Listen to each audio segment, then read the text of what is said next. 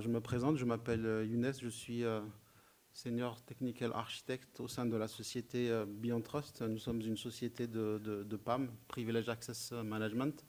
Donc la session d'aujourd'hui va porter ce qu'on appelle, ce que nous appelons une crise d'identité. Donc on va définir ce que veut dire ce mot qui peut être ambigu. Et on va expliquer comment nous, on peut gérer ces identités, d'où vient l'attaque, d'où vient le risque pour pouvoir y remédier. Donc, la session d'aujourd'hui, on va avoir une introduction. On va définir ce qu'est une crise d'identité. On va voir les différents types d'attaques, les chaînes d'attaques liées à cette identité, et puis les 5 principaux risques liés à toujours cette identité. Alors quand je parle d'identité, qu'on se comprenne bien, il s'agit bien des comptes à privilèges, des secrets que les utilisateurs, les administrateurs utilisent pour pouvoir se connecter aux différents systèmes. Et par la suite, on va voir comment BeyondTrust va pouvoir y remédier, va pouvoir limiter ce genre d'attaques, pour ne pas dire les arrêter complètement. Alors, quand on parle de crise d'identité, on se demande, est-ce que ça existe réellement? Est-ce que c'est une vue d'esprit ou c'est vraiment réel? Et le chiffre de 89% parle pour lui-même. Si vous regardez un peu l'actualité, si vous lisez le dark web, vous allez vous rendre compte que la plupart, je dis bien la plupart, de ces attaques sont toujours liées à un vol d'identité, à un vol de username, de credential qui va pouvoir être utilisé pour mener à bien ces attaques. Aujourd'hui, réellement, les organismes qui sont capables de créer des exploits, des vulnérabilités, c'est souvent des nations liées à un contexte géopolitique que vous connaissez bien. Donc, ces nations qui vont s'attaquer entre elles parce qu'elles ont beaucoup d'argent, elles ont beaucoup de moyens et elles ont les ressources nécessaires. À part cela, évidemment, il y a aussi tout ce qui est les organisations criminelles. À part cela, le reste, les 20%, même les 10% qui restent, ils vont faire ce qu'on appelle du social engineering. D'accord ? Ils ne vont pas s'amuser parce qu'ils n'ont pas le temps. Aujourd'hui, il est plus facile de se loguer que de hacker. Donc, ils vont cibler via des campagnes de social engineering. Et l'idée, c'est de pouvoir récupérer les différents identifiants. Des exemples de rapports de HP, de Microsoft ont montré qu'à chaque fois, la finalité et de pouvoir récupérer ça pour pouvoir les utiliser. Vous avez sans doute entendu parler, si vous lisez la presse par exemple, de cette banque à Hong Kong il y a à peu près 2 ans, qui s'est fait extorquer plus de 25 millions de dollars. Comment ils ont fait? C'est pas une vulnérabilité, c'est pas un exploit, ils n'ont pas créé de vérif ni quoi que ce soit. Ils ont ciblé un employé de la banque, d'accord, qu'ils connaissaient bien, qu'ils ont récupéré via des réseaux sociaux, son profil LinkedIn, qu'est-ce qu'il fait dans l'entreprise. Donc, ils l'ont, entre guillemets, profilé et ils l'ont ciblé. Ils ont été jusqu'à faire ce qu'on appelle un deepfake, c'est-à-dire qu'ils se sont fait passer carrément pour le CFO et le CEO de l'entreprise. Ils ont créé un mécanisme de communication qui fait que la personne croyait réellement qu'il avait affaire à elle. D'accord ? Ils lui ont tout simplement demandé de faire une transaction, chose qu'il pouvait faire. Il savait qu'il pouvait faire ça. Donc lui, en toute confiance, il a fait la transaction parce qu'il était impressionné, parce qu'il s'est dit c'est pas possible. Donc là, on a vu tout à l'heure qu'on utilise l'intelligence artificielle, ça peut aller jusque-là. D'accord ? Donc l'idée, une fois que je récupérais ce compte qui peut paraître anodin, je vais pouvoir l'utiliser, l'exploiter et pour pouvoir faire accomplir l'attaque dont j'ai envie de faire, enfin l'attaque qui va me permettre justement de rendre l'autre vulnérable. Alors, qu'est-ce qu'ils recherchent? Ils vont rechercher vos mots de passe, vos identifiants, vos secrets, les sessions, les comptes, les clés, les certificats. Aux États-Unis, en Angleterre, ils ont créé des entreprises qui recrutent des gens qui ont travaillé en tant que partenaires pour des sociétés. Alors, qu'est-ce qu'ils leur demandent? Il y a une description de job, etc. Si vous voulez venir travailler chez nous, donnez-nous des éléments, quel que soit l'élément. Vous avez travaillé pour Cisco, vous avez travaillé pour Samsung, par exemple. Vous avez eu une adresse IP à un moment donné. Vous avez eu un identifiant, une URL. En récupérant ces informations-là, eux, ils vont pouvoir analyser, comprendre Comment il s'est connecté? C'est peut-être juste un VPN que vous avez donné à un prestataire. Je suppose qu'ici, vous avez tous géré des prestataires, vous leur donnez un VPN pour pouvoir se connecter. Vous pensez que vous êtes sécurisé, mais en réalité, vous avez donné beaucoup d'informations. Et même cette information-là peut être utilisée par les hackers. Du moment qu'ils arrivent à récupérer ces différentes identités, si elles sont mal protégées et que vous ne faites pas ce qu'il faut, le nécessaire, vous allez être vulnérable. Pourquoi vulnérable? Parce que c'est les clés du royaume. On les utilise partout. Aujourd'hui, vous êtes tous interconnectés sur les systèmes d'exploitation, sur votre cloud public. Il y a des connexions homme-machine, il y a des connexions système à système. C'est vraiment de partout. Et lorsqu'il y en a de plus en plus, vous ne savez plus où ils sont et vous ne savez pas qui les utilise. Donc l'idée, c'est de vous protéger, de les gérer pour pouvoir justement vous prémunir de ce genre de choses. C'est un élément essentiel aujourd'hui. Vous ne pouvez pas faire fonctionner une entreprise, un business, sans ces éléments-là. Donc ils sont essentiels. Qui dit essentiel? Vulnérable, évidemment. Quand on prend la chaîne d'attaque, ce que vous voyez à droite, c'était la chaîne d'attaque, on va dire, classique. La plupart des entreprises aujourd'hui sont assez matures pour mettre en place tout ce qu'il faut pour se protéger. On connaît tous la protection périphérique, les firewalls, les EDR, les antivirus. C'est plus ou moins maîtrisé. Vous patchez plus ou moins vos serveurs, vous essayez d'être à jour, etc. Donc ça, c'est bien ancré. Le message est passé, on va dire. Par contre, le côté gauche, qui est un peu plus basique, qui est lié à l'humain, il est un peu négligé. D'accord? C'est-à-dire que vous ne faites pas attention à qui utilise cette identité-là. Quelles sont les personnes qui ont besoin d'un mot de passe pour se connecter? Cette partie-là, elle est négligée. Et c'est là que les hackers vont travailler, vont faire des campagnes de social engineering, vont récupérer vos comptes LinkedIn, vos comptes personnels. Et si on n'arrive pas à gérer, avoir une visibilité claire sur ça, c'est là qu'ils vont profiter pour pouvoir vous attaquer.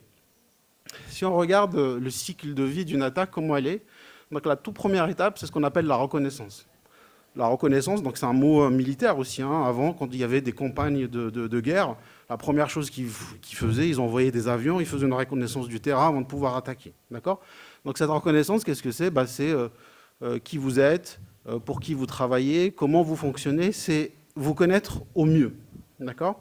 Une fois qu'ils ont récupéré ces informations-là, donc là on les voit, c'est des recherches des dirigeants. LinkedIn est très très très utilisé aujourd'hui. Parce que quiconque va changer de poste, il va poster sur LinkedIn en disant « j'ai changé de poste ». Donc ils savent pour qui vous avez travaillé, ils savent quelle fonction vous avez occupée. C'était un DBA, un système admin, donc ils vont vous targeter spécialement, d'accord? Ils vont vous envoyer des emails, du phishing, vous connaissez tous cette méthode. Elle est de plus en plus efficace. Avant, lorsque vous receviez un mail de type phishing, il était mal formé, il était d'une grammaire approximative. Donc vous pouviez tout de suite dire que c'est quelqu'un qui essaye, entre guillemets, de m'attaquer. Aujourd'hui, avec ChatGPT, vous lui donnez une trame, il est capable de vous écrire un mail, mais vraiment qui va targeter la personne, qui va cibler la vraie personne, et celui qui le reçoit, il va y croire, parce que c'est très bien écrit, parce que voilà, il n'y a pas de problème de langue, ou il n'y a pas d'erreur de faute d'orthographe ou autre. Une fois qu'ils ont l'information, ils vont pouvoir vous infiltrer. Donc vous infiltrer, vous connaissez, c'est le malware, c'est le phishing.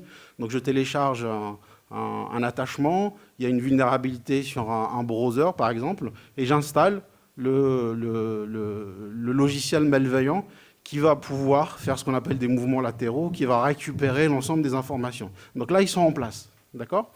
Et par la suite, ils vont trouver une faille et ils vont l'exploiter. Donc la partie exploit, c'est l'attaque elle-même, d'accord?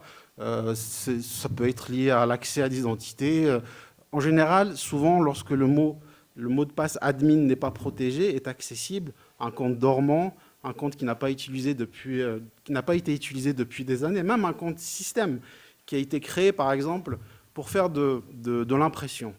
Les administrateurs, un peu fainéants, entre guillemets, ils créent avec des droits les plus hauts. Ça fonctionne, ça fait des années que ça fonctionne, pourquoi je vais le changer? Donc il va être gardé. Le guest Wi-Fi, souvent, On crée un compte, on le donne à des gens, il est partagé, et ben eux, ils sont friands de ce genre d'informations. Une fois qu'ils l'ont, ils vont pouvoir l'utiliser et l'exploiter. Et puis maintenant, la dernière étape, c'est l'exfiltration. Donc l'exfiltration, vous connaissez tous, hein, donc, je récupère les bases de données, je vais extraire des données clients. Vous avez sans doute entendu parler dans l'actualité de ce genre de pratique. Conclusion, les utilisateurs sont le maillon faible. Peu importe la technologie que vous utilisez, peu importe si elle est très sophistiquée, si elle est très efficace. Si derrière, vous avez des administrateurs qui ne font pas bien leur travail ou qui sont négligents, qui vont utiliser des comptes de test, des comptes personnels pour tester un certain nombre de choses, bah, ces informations-là vont tomber dans la place publique, vont tomber dans des mains de hackers pour pouvoir vous attaquer. Donc ils utilisent évidemment le phishing, le smishing, enfin le deepfake, cliquer sur une URL. Le problème aussi vient du manque d'éducation. D'accord ? Donc ça, c'est important. Éduquer les administrateurs, éduquer les utilisateurs, des campagnes d'éducation, leur expliquer ce que c'est, les sensibiliser. Ça peut être très efficace. Le manque de documentation également.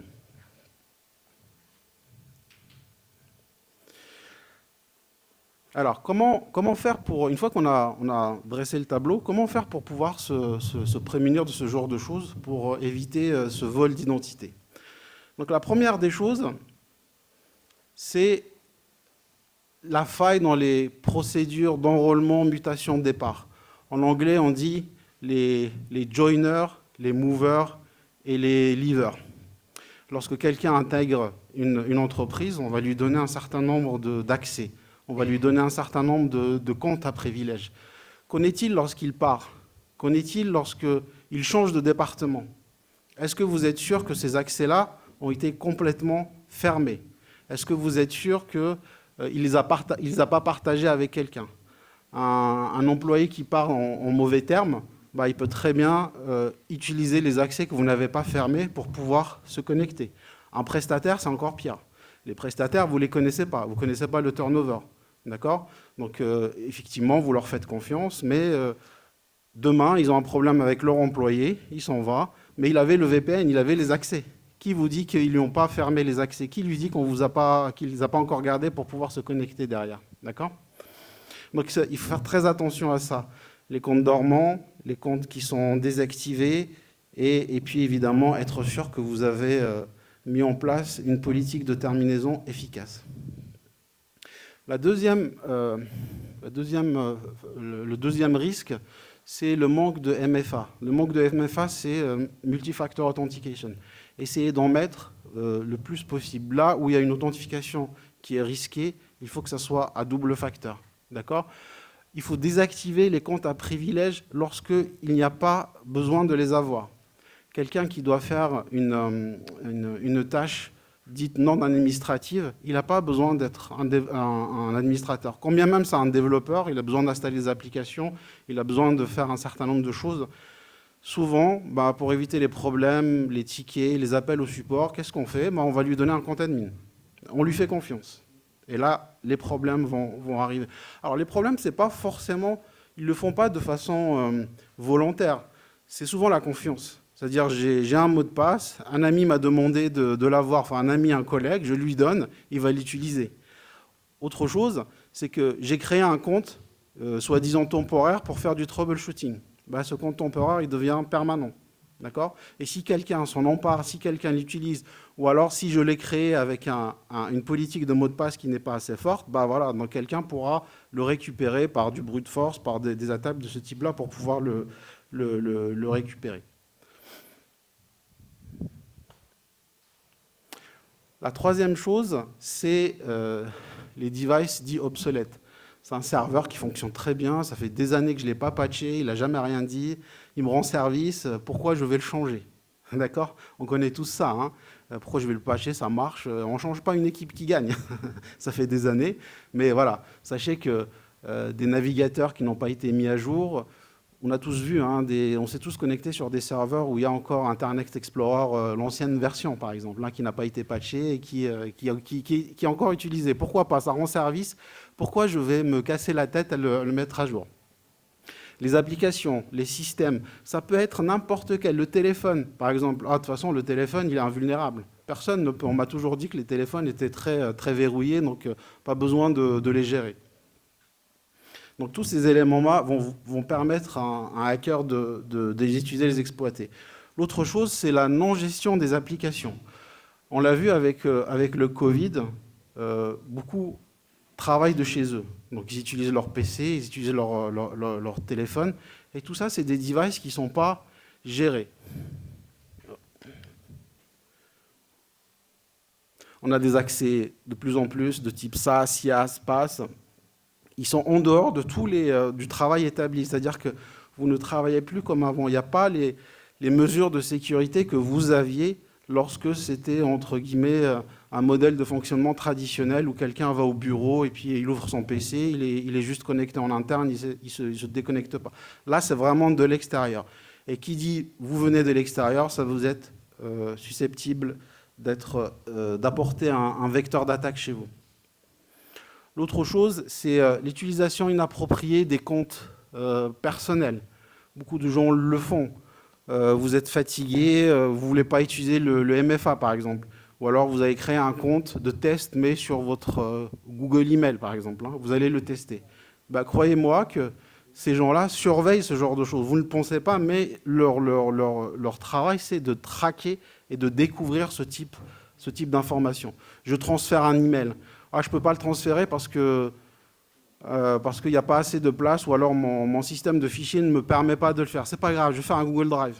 D'accord ? Je vais créer un moyen pour pouvoir le télécharger ou le récupérer. Vous avez l'impression qu'il n'y a pas de danger, mais en réalité, derrière, quelqu'un peut s'en emparer et peut l'utiliser contre vous. Alors, les technologies existantes ne peuvent pas tout faire parce qu'il y a beaucoup de mutations, il y a beaucoup de dynamisme. Quelle que soit la règle que vous mettez en place, si vous ne connaissez pas l'existence, si vous ne savez pas combien de comptes ont été créés, si vous avez une certaine legacy, vous ne pourrez pas vous prémunir de tout ça. Vous pouvez installer des endpoints, des EDR, des réponses. Si vous ne gérez pas vos comptes dans une solution de type PAM, vous êtes vulnérable. D'accord ? Si vous ne faites pas ce qu'on appelle de l'IGA, Identity Governance and Administration, vous n'avez pas de rapport, d'attestation ou alors de système qui va vous prévenir que votre identité, votre compte a été utilisé à mauvais escient, ou alors à un moment où d'un endroit qui normalement n'aurait pas dû arriver, vous êtes vulnérable. D'accord ? On va parler d'une faille que BeyondTrust a trouvée avec l'éditeur Okta. Vous connaissez tous l'éditeur Okta, donc c'est un système d'authentification qu'on utilise chez nous. Et voilà ce qui s'est passé en octobre 2023. Je vais passer ça, je pense que c'est mieux d'aller directement à la faille. En fait, ce qui s'est passé, c'est qu'il y a un utilisateur qui a ouvert un ticket, d'accord, sur notre système de ticketing. Et pour aller s'authentifier à Okta, on utilisait un credential de type Okta. Okay, il s'avère qu'il a utilisé un browser qui était, entre guillemets, obsolète. D'accord ? Donc, un hacker a réussi à récupérer le cookie. D'accord ? Donc, le cookie, c'est ce qui lui a permis de se connecter. Okay ? En récupérant ce cookie, il s'est connecté d'un autre provider, une sorte de proxy, et il s'est connecté en VPN vers Okta. Nous, on a une solution qui s'appelle BeyondTrust Identity Security Inside, qui a tout de suite détecté qu'il y avait quelqu'un qui s'est connecté en utilisant un cookie et d'une provenance qui n'était pas autorisée. D'accord ? Donc là, déjà, il y a une alerte. À ce moment-là, on n'a absolument rien fait. On a juste détecté, en se disant, attention, il y a un problème. Ce n'est pas normal que quelqu'un ait utilisé une session hijack, une session cookie pour pouvoir se connecter à Okta. D'accord ? Par la suite, le hacker, qu'est-ce qu'il a fait ? Il a voulu interroger le serveur via une API. Donc, il n'y a pas besoin de s'authentifier, il a juste ouvert la connexion. Et dans l'API, il demande des rapports de mots de passe. Enfin, il a fait un certain nombre de choses que normalement, un utilisateur ne devrait pas demander. Donc, entre la phase 2 et la phase 3, nos services ont été alertés et ont détecté qu'il y avait un problème et que ce n'est pas normal. En investiguant, en regardant un peu la mécanique, en faisant une dichotomie de la connexion, on s'est aperçu que c'est vraiment quelqu'un qui a essayé de se connecter à Okta via l'API. C'est comme ça qu'on a prévenu Okta en disant qu'il y a un problème. Faites attention, avec ce type de cookie, on peut se connecter, on peut lancer une API qui n'a pas besoin d'être authentifiée. Et c'est comme ça que Okta a patché, a réglé le problème. Nous l'avons détecté, mais combien d'autres utilisateurs, combien d'autres clients qui sont passés à la trappe sans le faire? On l'a détecté parce qu'on a cet élément-là qui permet de surveiller l'identité. C'est une sorte de SIEM de l'identité. Et on a été capable d'arrêter l'attaque. Il s'est passé entre 3 et 4 heures. D'accord ? Donc vous imaginez si c'est des choses qui restent entre une semaine, 2 mois, il avait tout le loisir de récupérer toutes les informations dont il voulait. Donc voilà, on reprend ici un peu l'attaque, comment ça s'est passé. Hein. Ça reprend exactement là vous avez les dates. Donc un administrateur Okta qui va télécharger un fichier. Donc il télécharge ce qu'on appelle un fichier AR. Donc c'est un fichier qui contient un peu les composants pour pouvoir faire la fameuse requête API. Donc l'équipe BeyondTrust, en regardant le slide, vous voyez un petit peu le déroulé de l'attaque. Alors nous avons pu l'arrêter grâce à un produit qui s'appelle Insight. Donc Insight, une sorte de SIEM qui est connecté à l'ensemble de vos identités. Ça peut être connecté à votre Active Directory, ça peut être connecté à nos produits également, tels que PasswordSafe, j'en parlerai un peu plus tard, tout ce qui est PRA. Et le fait est d'avoir mis en place cet outil, ça nous a permis de voir comme quoi quelqu'un essaye de se connecter de façon entre guillemets malveillante, parce que ce n'est pas normal de se connecter de cette façon-là. Donc là, on peut regarder, on peut voir les comptes de type à privilège, les comptes dormants, c'est très important, vous le voyez ici, le nombre de comptes que j'ai, ça c'est très important. Vous avez beaucoup je l'ai dit tout à l'heure, beaucoup de legacy, c'est-à-dire que quand il y a des rachats, quand il y a des fusions, ou tout simplement parce que la société a vécu pendant des années, donc il y a encore pas mal de comptes qui sont inutilisés. Une fois, j'avais un client, il me disait qu'il avait plus de 9000 comptes de service. Il ne savait pas quoi faire. Il ne savait pas quoi faire parce que si jamais il en éteignait un ou qu'il décommissionnait un, tout le monde allait le voir en disant « mais ça ne marche plus ». Donc ce genre d'outil va vous permettre d'étudier, d'avoir une cartographie, de pouvoir... c'est un outil à la décision en fait. Hein. D'accord ? Donc on a, dans notre portfolio, on a pas mal de briques. Au milieu, Identity Insight est celui, entre guillemets, qui chapeaute, qui est capable de voir un peu la vie des comptes à privilèges. Ici, on a mis nos produits, mais sachez qu'on a des connecteurs pour Azure, on a des connecteurs pour AWS, et on en rajoute de plus en plus. Donc le premier, c'est PasswordSafe, celui que vous voyez tout en haut. PasswordSafe, c'est un module de coffre-fort. C'est lui qui va permettre de gérer tous vos comptes à privilèges. Il va pouvoir scanner, récupérer, cartographier l'ensemble de vos assets et l'ensemble de les comptes pour pouvoir les mettre sous sa coupe et les gérer. Par la suite, on a ce qu'on appelle le Privilege Remote Access. Donc ça, c'est l'accès, le PASM, pour les prestataires, pour les gens en interne. Il n'est plus question qu'un admin se connecte directement sur un serveur, directement sur une application. Ça n'a plus raison d'être. À chaque fois qu'il voudra se connecter sur un serveur ou une asset dite critique, il va passer par notre solution. Il sera audité, il sera filmé, on peut faire du workflow d'approbation, la connexion peut être assujettie à une demande, on peut appliquer ce qu'on appelle du just-in-time, donc une asset qui n'a pas vocation à être connectée, elle ne le sera pas, elle ne sera accessible uniquement lorsqu'il en aura besoin, pour un temps donné. D'accord ? Évidemment, pour des raisons de compliance, tout ça est enregistré, on peut envoyer ça vers des SIEM, etc. L'autre brique qui est souvent négligée, c'est le helpdesk, c'est le remote support. Ce n'est pas l'affaire des admin systems, ce n'est pas les affaires de l'équipe sécurité, parce que c'est on a juste besoin de se connecter, on va faire un TeamViewer, on va faire un RDP, on va faire un VNC, c'est pas grave. C'est de l'interne de toute façon. C'est une grave erreur, parce que donner un accès comme ça, même à quelqu'un du helpdesk, ça peut être préjudiciable pour vous. Donc même ça, on le fait avec notre solution qui s'appelle Remote Support pour pouvoir sécuriser tous ces... Un technicien qui se connecte sur le PC de quelqu'un qui partage son écran, qui fait des tâches dites administratives, parce que de temps en temps, il a besoin d'élever la session, il a besoin d'être admin pour faire un renaz ou autre.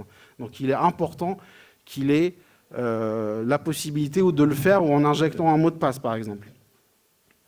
L'autre brique qui s'appelle Active Directory Bridge, ça c'est pour la réunification du monde Unix et le monde Windows. Aujourd'hui, si vous avez des Unix, vous utilisez des comptes locaux. D'accord ? Vous n'avez pas une gestion centralisée.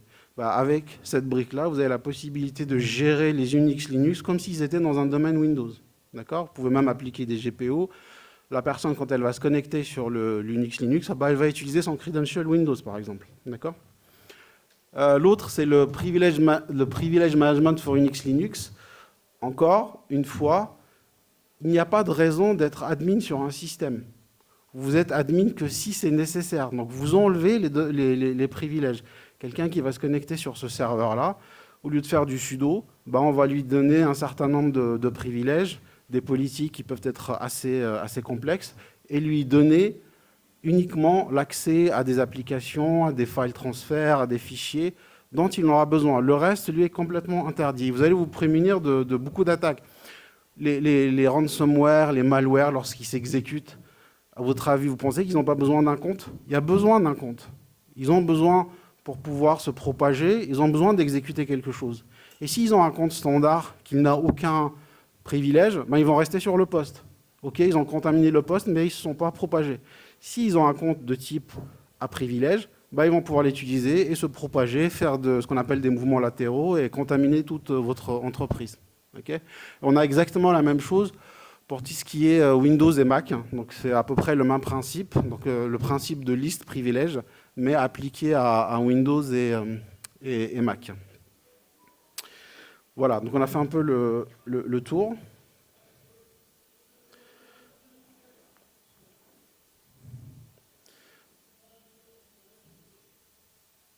Est-ce que vous avez le dernier slide ? Ah voilà, donc si vous voulez nous venir sur notre stand, vous pouvez prendre le QR code. Est-ce que vous avez des questions ? N'hésitez pas.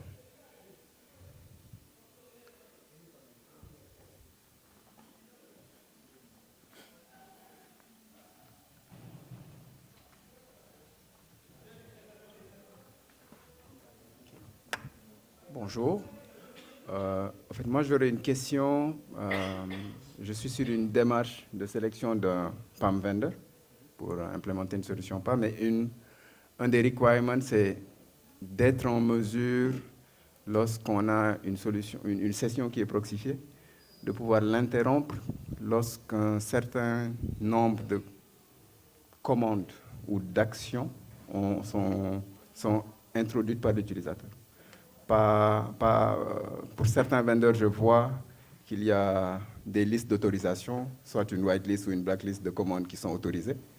Mais moi, je suis en train de voir s'il y a un moyen, avec toutes les avancées en termes d'IA et de machine learning, est-ce que le système, le PAM, est en mesure, lui, de détecter que les commandes qui sont en train d'être rentrées par un utilisateur sur un box SSH, est-ce qu'elles sont malicieuses ou pas, et automatiquement interrompre la session. Est-ce qu'aujourd'hui, Beyond Trust permet d'aller à ce niveau de granularité, ce niveau de configuration? Sur quel système? Windows, Linux? D'accord. Alors, il faut installer un agent, on est d'accord? D'accord. L'installation d'un agent est nécessaire. Alors sur Linux, on a un produit qui s'appelle EPM Linux. On est capable carrément d'avoir un langage. Donc un langage qui est capable de contextualiser. Okay. Alors, ce n'est pas tant de l'intelligence artificielle, mais vous allez pouvoir mettre un algorithme. Vous allez définir un contexte. Est-ce que l'utilisateur s'est connecté à partir d'une certaine adresse IP? Est-ce que la combinaison de 2-3 commandes font que c'est susceptible d'être vulnérable? Tout ça, vous êtes capable de le coder. Donc, ce n'est pas de l'intelligence artificielle, mais on va dire c'est vous qui allez mettre l'intelligence nécessaire pour pouvoir le faire. Et le langage vous permet d'aller vraiment très loin. Il vous permet carrément, lorsqu'un utilisateur exécute un script, Dans ce script-là, il peut exécuter la commande 1, 2, 3, 4, mais si la commande 5 lui dit de faire un reboot, si la commande 6 lui dit d'aller faire un SSH ailleurs, il va le bloquer. Il va lui permettre de faire l'ensemble des autres commandes, mais celle-là va être le bloqué. Donc ce n'est pas de l'intelligence artificielle en tant que telle, mais c'est une logique. C'est vous qui allez mettre l'intelligence nécessaire. Il ne faut pas aller très loin. Pour Windows, c'est la même chose. On peut scripter, on peut établir un contexte via les API. Voilà. Donc c'est vous qui allez, entre guillemets, dire ce qu'il a le droit de faire ou ce qu'il n'a pas le droit de faire. Mais c'est possible.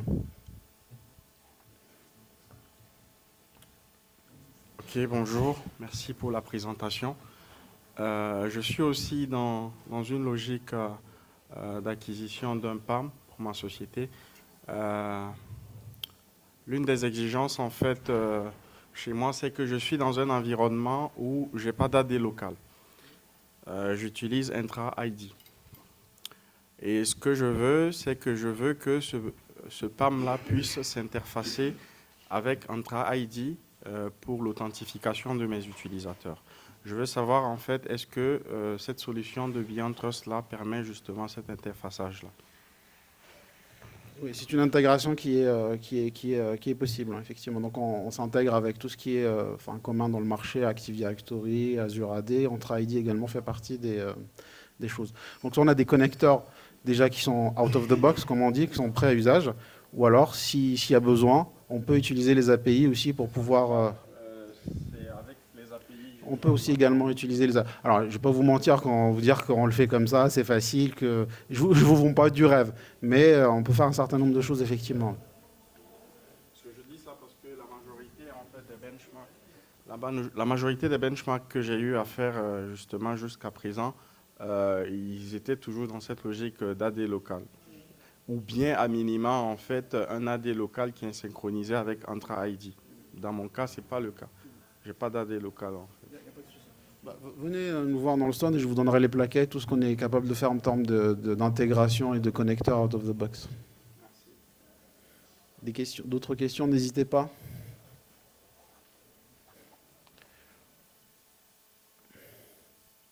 Oui, des courageux, courageuses.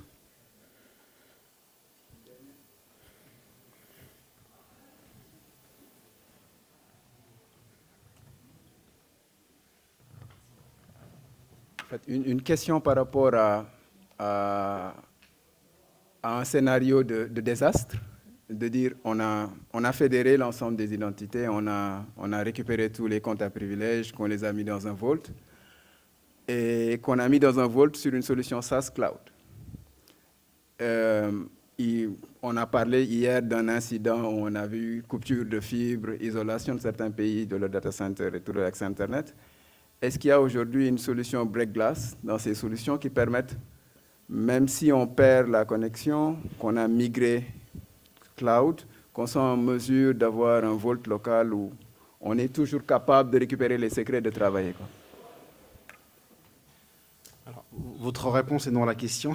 Effectivement, on a la possibilité d'avoir, via des API toujours, un coffre-fort local qui est accessible, évidemment, moyennant authentification, avec un rôle base access, pour pouvoir les récupérer. Si vous avez des comptes qui sont vraiment critiques, où plus personne ne peut se connecter parce qu'il n'a pas ces comptes-là, donc effectivement, c'est super important. Donc on a ce qu'on appelle du password cache, c'est nous. Vous pouvez les installer sur un Windows, sur un Linux, vous pouvez les répliquer là où bon vous semble. Et par la suite, des procédures, comme vous avez dit, de bris de glace, donc des procédures d'urgence pour pouvoir aller les récupérer. Alors le bris de glace, c'est lié à la technologie, évidemment, mais c'est lié à d'autres pratiques. Des fois, non, ce n'est pas des pratiques liées à la technique, c'est des procédures écrites. Ça va jusqu'à un mot de passe qui est écrit sur une feuille dans un coffre-fort. Voilà, donc il y a pas mal de mesures. On a des documents qui vous expliquent un peu ce mécanisme de mettre en place un bris de glace, lié à la technologie ou en dehors de la technologie.